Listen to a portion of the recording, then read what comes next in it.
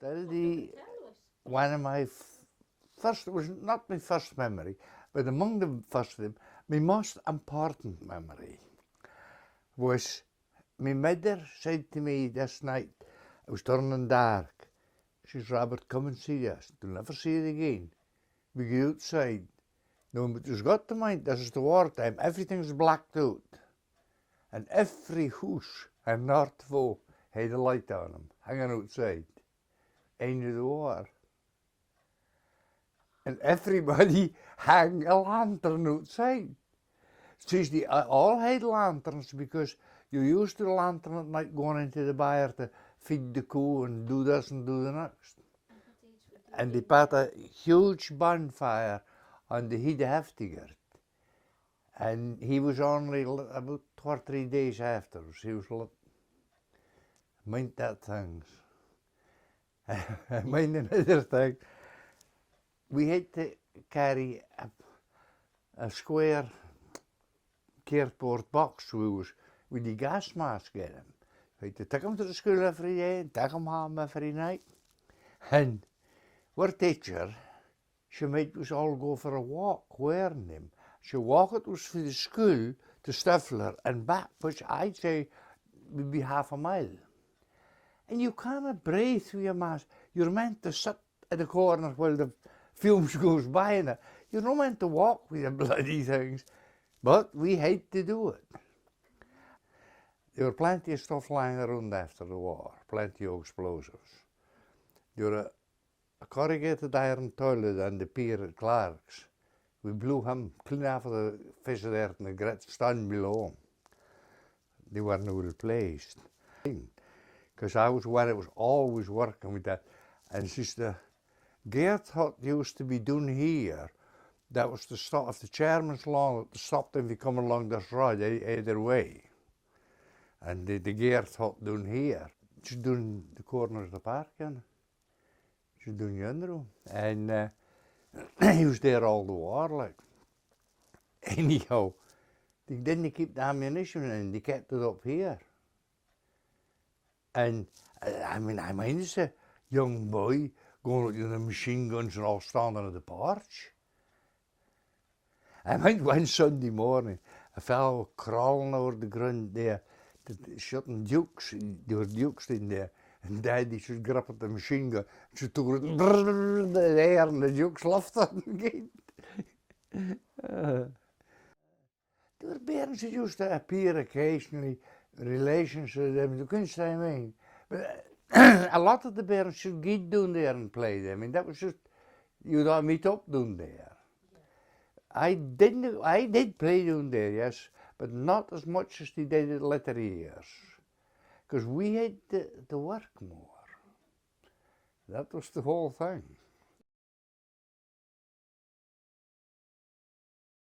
I mean, that bulwark was lovely and straight.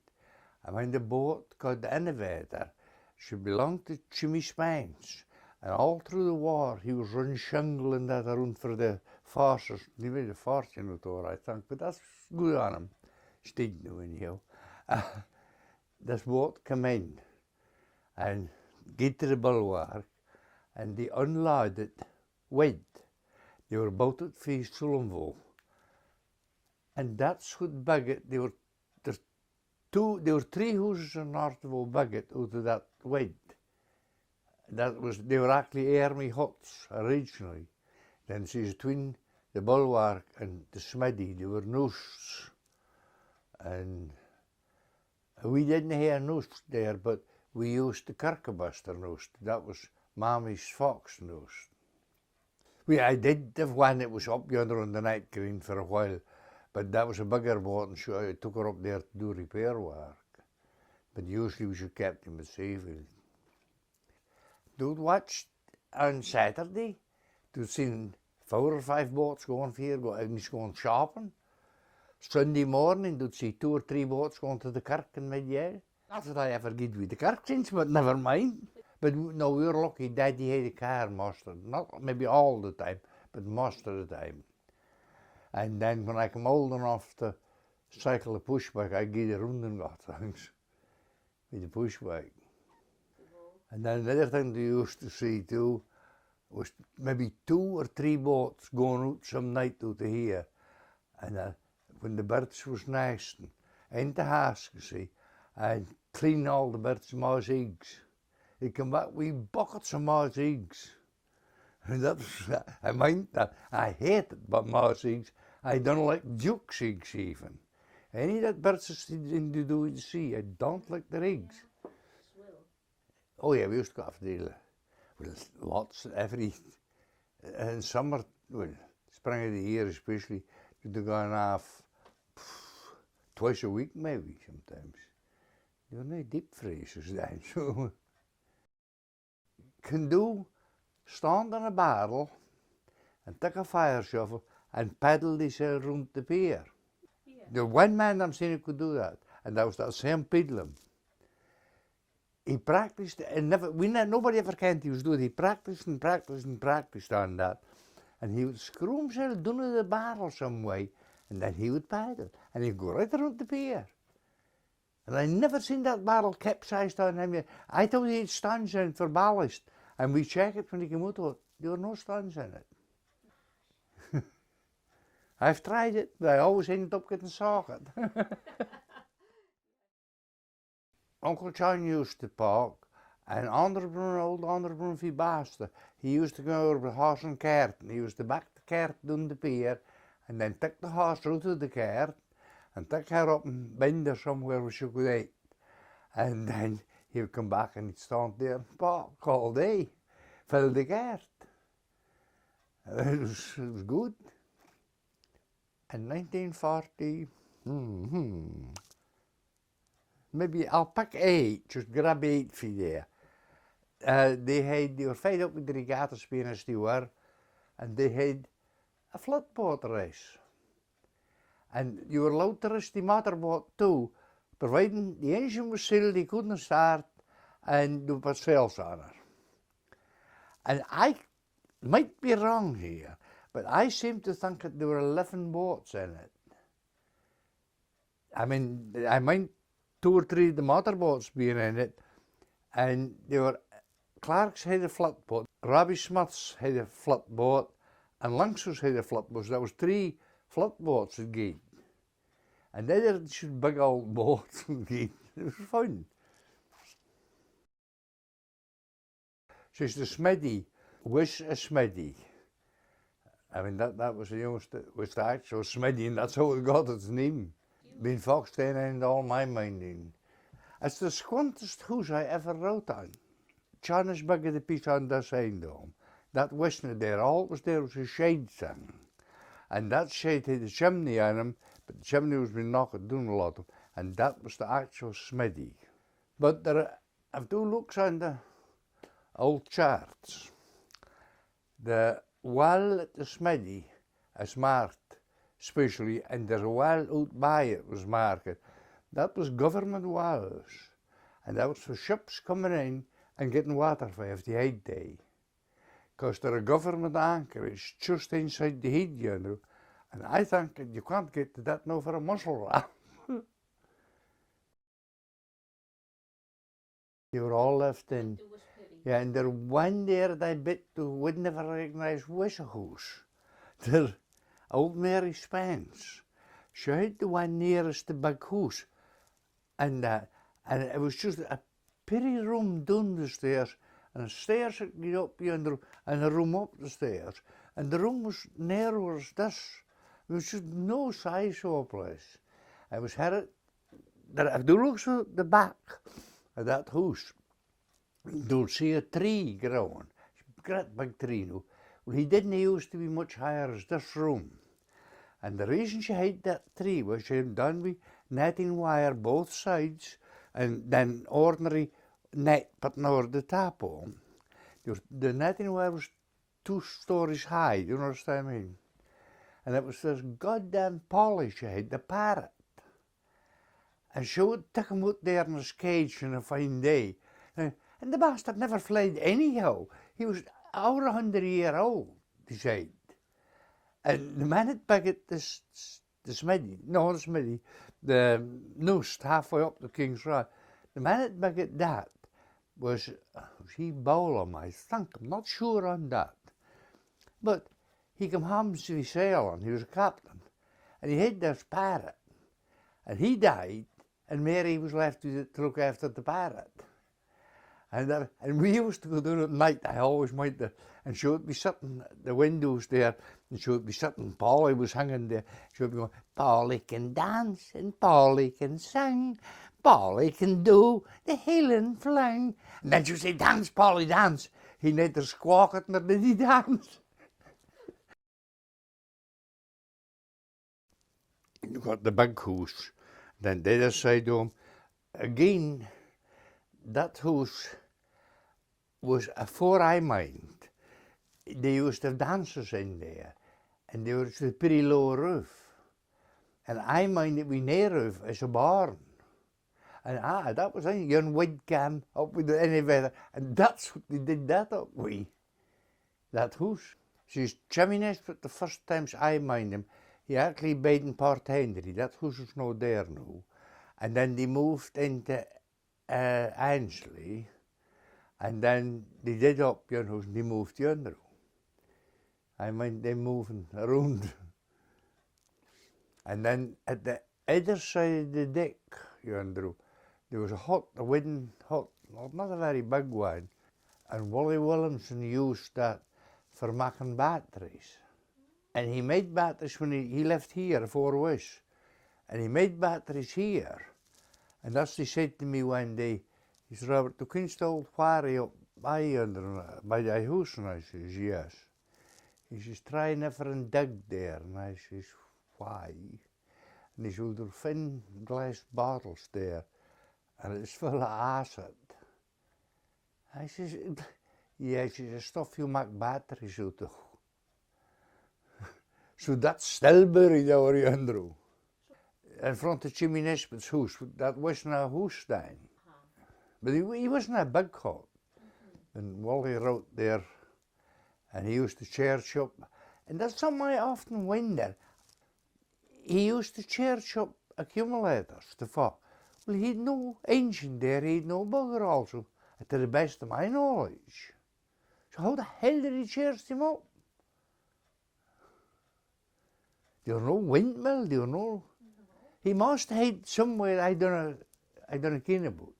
The doctor put a water wheel at the barn. They had the electric coming off of it. It lasted about 3 months. Came awful uploading. Barn got big. Next morning, water was lying here in the waddle. And there's another thing that's gone for here. Down yonder at the barn, if you looks, this side of the barn where we had the bonfire, and the other side used to be big enough to bind the cow on. And that was known as the tongue of the barn. But one time, about 47, I think it was, I might be wrong, it might be 48, there were an awful gale for the southern, and there were a pile of snow lying, it was really a deepness. And it started to rain, and the wind from the southern drove in, and he blocked the barn with tongue. And eventually the barn got over the top of the tongue and just took him away. Because I can mind was binding a cow and that, and no, you couldn't have, it's just a pretty bit of ground left. We always thought that the tongue would big up and that there and it would grow back, but it never did. There are a big stone sticking down at the edge of the road there. That's the stone where North of Oz measured off of. I mind when they put the road to Melbourne, they started breaking that up, that stone. Someone was on me a big hammer, and the Barclays own 6 feet around them. And that is that. The Clarkspier had a big boat that turned upside down just above the pier, where they used to use as a store. I can't remember the name of that boat now. They took her to get to Cullevo, a flatboat, and then she get from Cullevo to Lerwick. Whoever it was about her in Cullevo never got done what they wanted to do here, and somebody in Lerwick bought her, some ex-Yale person it was. There was a shop in another house that folk used to stay in, down below. Because that shop still had The scales stonden in, they made old brass scales, and the bottles of stuff been left, still up on the shelves and that. But I mean, I minded as a shop, and there were a piece at the end of it, and that was a nutting factory. Women used to go there and sit and mac through the day, but that was before my time, that. Another thing, if you walk along the road here, there's a park, a big park all, and walks up to the end of him and turns and goes down over the hill there. You see the Brooks one old house. And then if it goes and very careful, stops and has a good look, to see where pieces dug out. Well, that was where they used to get ice. That was the ice ponds. I meant the ice was in along pretty bit there. The was almost about that thicker, maybe thicker. And I mind in summertime was going in swimming and that. And get down there and we changed in the ice house. It was like changing in a fridge. It'd be a lovely sunny day outside and they'd go into that ice house. And that was pathetic.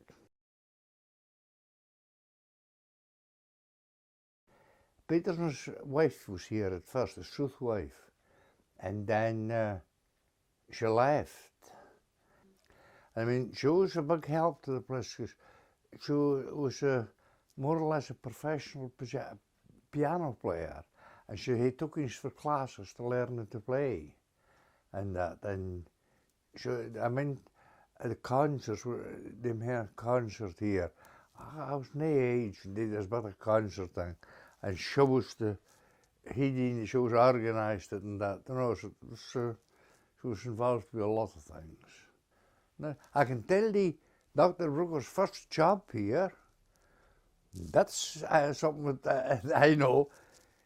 He was just moved in there and that, and old Jimmy Nisbet was speaking to him and this and the next. And then Robert Sankler, the man who lived down here, that house is no there now.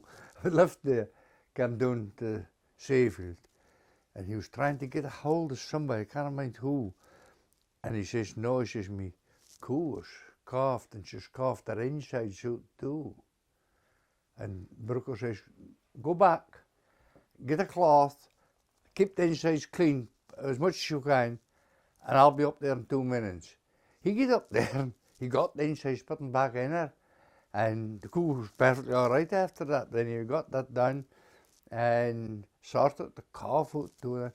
Somebody said to him, you're a doctor, no a vet. Oh no, but he says, my father has 300 kye or 400 kye or something. He said, I was brought up working with kye. And he says, I was going to go for a vet's course. But he says, vet is far harder to become as a doctor. Far more difficult course, so I should become a doctor instead.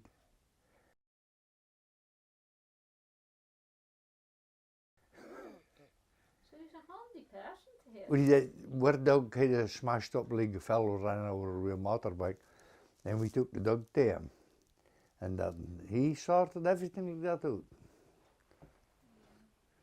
He's a fine soul. Yeah. It's just a room at the front of the house, in nearest here at the front, that was the surgery. You waited in the kitchen. Another thing that I look back on and I think is funny. The dentist came up and he used to come to Miss Brown's in Midgell. That's a house on the roof. Nobody can where that is roughly. It was her old shop, go halfway up the road there, and her house was up by there. We used to go over from North of O with a rowing boat. A lot, it was maybe 4 or 5 it was going over, and go up and go into Mrs. Brunson. They sat here, and he was pulling somebody's teeth yonder. I mean, when I look back on it, you were sitting watching them hawking somebody else's mouth, and it was ridiculous. That pretty hall, yeah.